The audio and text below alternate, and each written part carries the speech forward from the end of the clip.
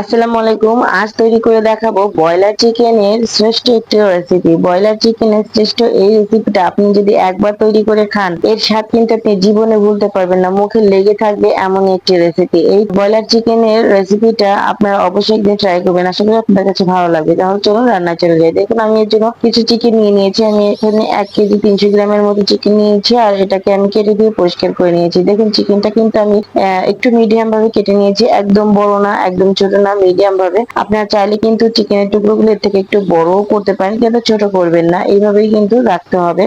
পর্যন্ত যারা যারা আমার ভিডিওটি চালু করেছেন অবশ্যই একটি লাইক করে দিবেন। আপনারা অনেকেই আছেন লাইক করতে ভুলে যান, আর আমি বলবো একটি লাইক করে সম্পূর্ণ ভিডিওটি কন্টিনিউ করবেন, আশা করি আপনাদের কাছে ভালো লাগবে। দেখুন চিকেনটি রান্না করার জন্য আমি এখানে একটি কড়াই বসিয়ে দিয়েছি, দিয়ে দেবো সাদা তেল। আমি এখানে সাদা তেলে রান্না করছি, আপনারা চাইলে কিন্তু সরিষার তেলেও রান্না করতে পারেন। এখন যে চিকেনের টুকরোগুলো আমি করে রেখেছিলাম ওইগুলোই সরাসরি আমি এখানে তেলের ভিতরে দিয়ে দিচ্ছি।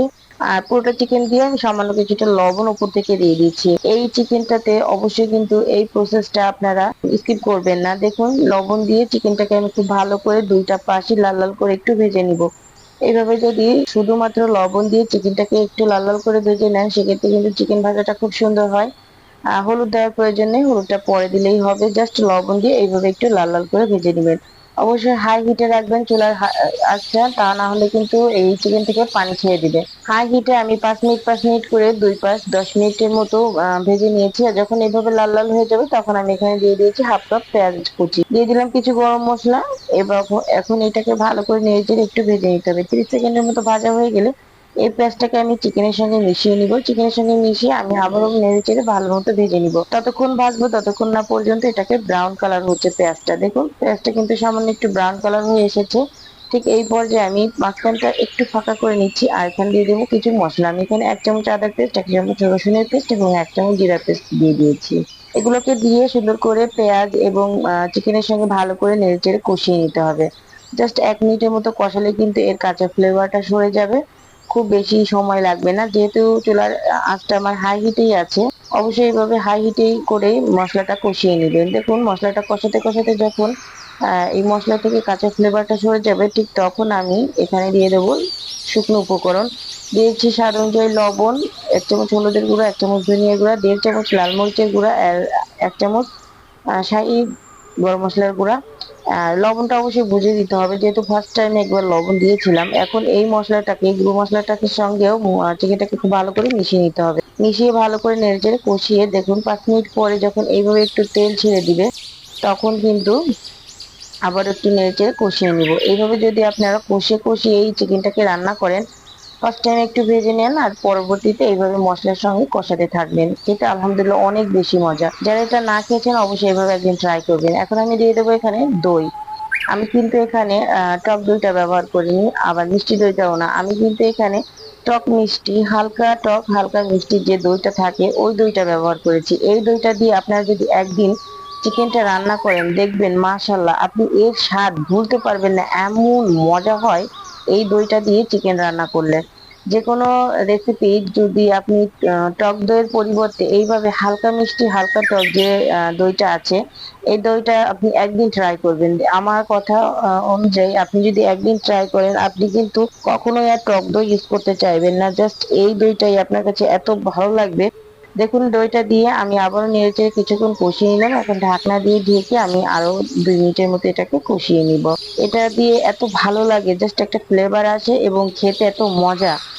দেখুন চিকেনটা কিন্তু আমার আবারও ভালো করে কষানো হয়ে গেছে, আর এ পর্যায়ে দেখুন পুরোটা তেল কিন্তু উঠেছে। যেহেতু আমি গায়ে দই দিয়েছি, সেটা কিন্তু দেখুন কষানোটা কতটা লোভনীয় হয়েছে। দেখে মনে হচ্ছে এখনই তুলে খেয়ে ফেলি, তাই না? এইভাবে কিন্তু আমি এটাকে কষিয়ে রান্না করব। যেহেতু আমি এখানে চিকেন কষাটা করব, আমি কিন্তু এখানে পানি ব্যবহার করব না। জাস্ট এইভাবে কষিয়ে কষিয়ে রান্নাটা করতে হবে। চিকেন কষাতে যদি আপনি চিকেনে পানি না দিয়ে রান্না করেন, সেক্ষেত্রে কিন্তু চিকেনের টেস্টটা অন্যরকম হয়, আবার পানি দিলে কিন্তু আবার একটু অন্যরকম হয়। এইভাবে এই দুইটা টেস্ট কিন্তু আলাদা হয়ে যায়। দেখুন কিছুক্ষণ কষানোর পরে আমি দিয়ে দিলাম কিছু কাঁচামরিচ, জাস্ট একটু ফ্লেভারের জন্য আমি কিন্তু কাঁচামরিচটা আস্তেই দিয়েছি। এইভাবে নেড়েচেড়ে আমি কিন্তু বেশ 10 থেকে 15 মিনিটের মতো এইভাবে কষিয়ে নিয়েছি মিডিয়াম হিটে। এখন আমি ঢাকনা দিয়ে চুলার আঁচটা পুরোপুরি লো করে দিব, আর ঢাকনা দিয়ে ঢেকে রাখবো 5 মিনিটের জন্য। 5 মিনিট পরে দেখুন চিকেন থেকে কিন্তু পানি ছেড়ে দিয়েছে। এই যে যে পানিটা বের হয়েছে চিকেন থেকে, এই পানিটা দিয়ে কিন্তু আমি চিকেনটা পুরোপুরি সেদ্ধ করে নিব। কোনো এক্সট্রা পানি দিব না। এক্সট্রা পানি দিলে চিকেন কষার স্বাদটা অন্যরকম হয়ে যায়। এটা করে টেস্টটা ভালো আসে না। আমি পানি ছাড়া এটাকে কষিয়ে রান্না করে নিব। এতে করে ফুলফিল যে টেস্টটা চিকেন কষার সেটা কিন্তু এই রান্নার ভিতরে থাকবে। এভাবে আপনারা একদিন ট্রাই করবেন। চিকেনে কখনোই পানি ব্যবহার করবেন না, যেহেতু এটা ব্রয়লার চিকেন খুব দ্রুতই কিন্তু এটা সেদ্ধ হয়ে যায়। এইভাবে নেড়েচেড়ে আমি 5 মিনিটের মতো এটাকে রান্না করে নিব। এই 5 মিনিটের ভিতরে কিন্তু চিকেনটা আমার হয়ে যাবে। যেহেতু আমি এখানে মিডিয়াম হিটে রান্নাটা করছি, আর যেহেতু এটা ব্রয়লার চিকেন খুব দ্রুতই কিন্তু এটা রান্না করা হয়ে যাবে। দেখুন আমার কিন্তু এখানে রান্নাটা কমপ্লিট হয়ে গেছে। এখন আমি এখানে দিয়ে দিচ্ছি উপর থেকে কিছুটা ভাজা জিরার গুঁড়া।